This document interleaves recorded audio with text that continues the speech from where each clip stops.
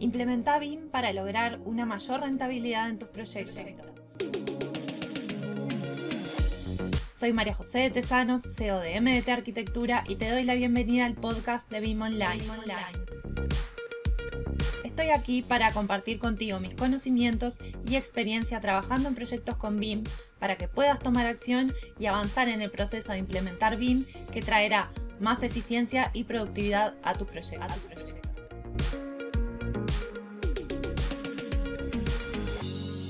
Hoy quiero hablar de la ética profesional en BIM, pero que afecta a todo el proceso del desarrollo de un proyecto, sea con BIM o sea como sea. Cómo nosotros estamos acostumbrados a operar, cómo nosotros estamos acostumbrados a entregar nuestros proyectos, con qué calidad.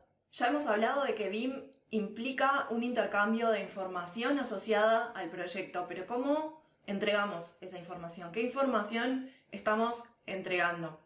Y muchas veces nos ha pasado, y por eso también hago este episodio en particular, porque nos pasó hace poco, de recibir un proyecto BIM de una empresa que dice trabajar con determinada calidad de la información de ese modelo BIM. Sin embargo, ese modelo tenía inconvenientes en la geometría, los elementos no llegaban con precisión al límite.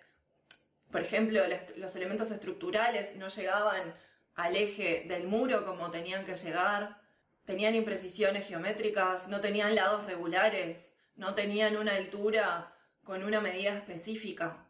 Y un modelo que nosotros recibíamos para desarrollar el proyecto ejecutivo terminó siendo, en una primera instancia, además de esa auditoría que nosotros hacemos siempre cuando recibimos un modelo BIM, primero qué es lo que estamos recibiendo y cómo lo estamos recibiendo, pero terminó siendo para ese cliente un sobrecosto porque nosotros tuvimos que ajustar la geometría de ese modelo para poderlo trabajar. Entonces, por eso yo insisto siempre en que trabajar con BIM no pasa solamente por un cambio de tecnología. Por decir, ahora estoy desarrollando mi proyecto geométrico en 3D y eso es lo que entrego.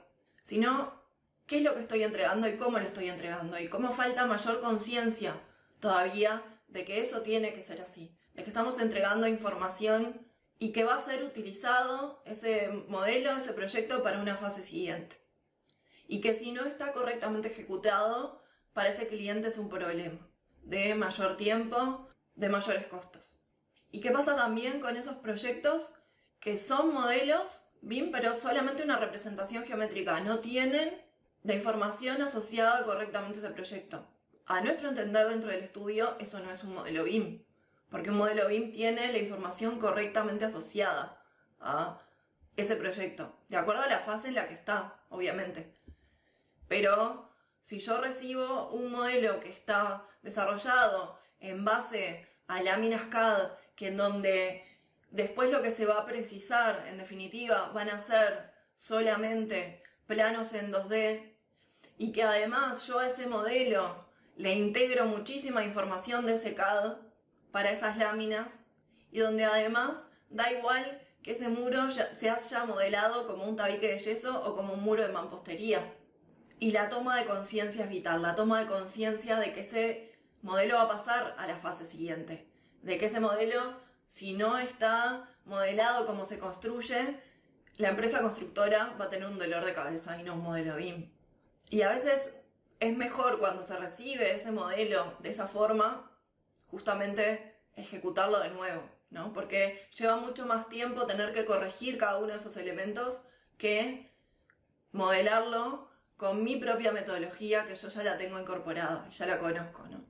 Si queremos lograr una mejora significativa en la forma en la que operamos, entonces debemos hablar sobre la calidad de la información y el impacto que tiene esto en el desempeño y en el resultado de lo que hacemos. ¿Cómo podemos entonces mejorar la calidad de nuestros proyectos BIM? ¿Existe una medida estándar para definir si un modelo tiene determinada calidad o no?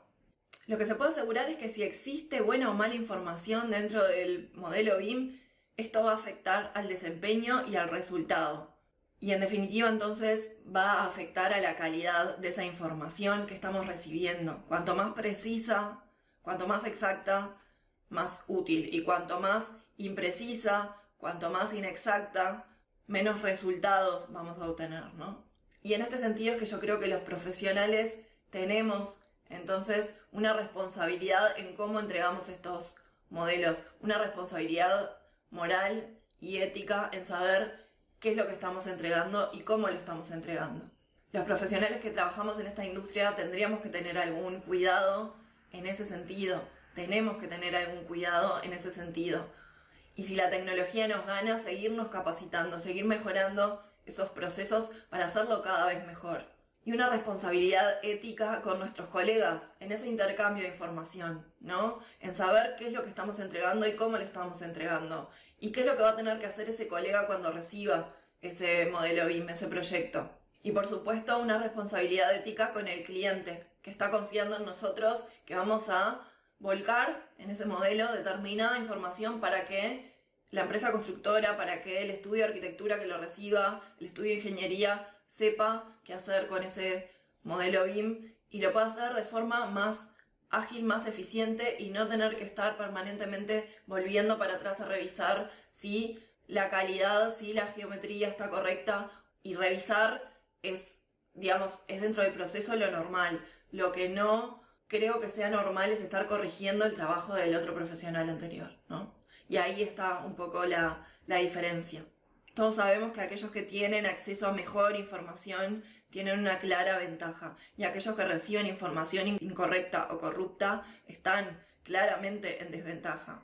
Y cuando se trata de producir información aislada, como lo hacíamos desde siempre con la metodología tradicional, producir información precisa y completa es el tipo de producción de información más costosa, porque estábamos acostumbrados a que cada parte cumplía su responsabilidad y no intercambiábamos esa información y la fase siguiente se manejaba como podía.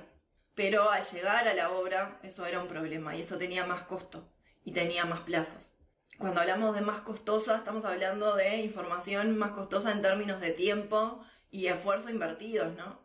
Pero si pensamos en lo que es ejecutar ese proyecto en la etapa de construcción o en la etapa de los trabajos de operación y mantenimiento de ese edificio, cuanto más completo, cuanto más precisa sea esa información, más barato, más rápido y más seguro va a ser todo ese proceso y todo ese trabajo. Todos sabemos que el lugar más costoso, disruptivo y peligroso para que se realicen cambios en la información de un proyecto es mientras se ejecuta en el trabajo en obra, y que sin embargo el lugar más rápido, más económico y más seguro para coordinar y completar toda esta información es antes de ejecutar ese proyecto, en la etapa de diseño, en la etapa de planificación. Entonces la pregunta es, ¿por qué aún seguimos insistiendo en dejar las decisiones críticas y las actualizaciones de información para el peor momento y el peor lugar del proyecto? Todos somos participantes activos en el desarrollo del flujo de trabajo de la información del proyecto. Necesitamos esta información para hacer nuestro trabajo y sabemos que nuestros colegas necesitan también esta información para poder hacer su trabajo. Y estamos produciendo información que otros van a necesitar. En donde en estos puntos de intercambio de información, en estos puntos de comunicación que son vitales, donde existe la responsabilidad ética por cada uno de nosotros en decidir si vamos a ser parte del problema o si vamos a ser parte de la solución, entregando la información precisa y correcta en el tiempo correcto. Y hasta aquí el episodio de hoy. No te olvides de suscribirte para recibir más contenido de BIM. Te espero en el próximo episodio con más proyectos, más experiencias compartidas y mucho más BIM Online.